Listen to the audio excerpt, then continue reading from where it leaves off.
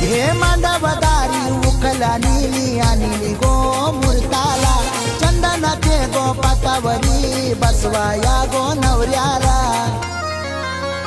न मयूर दादाची हलद काजताई देवद गावाला मयूर दादाची हलद काजताई देवद गावाला मयूर वाघमारीची हलद गाजताई देवद गावाला मयूर वाघमारीची हलद गाजताई देवद गावाला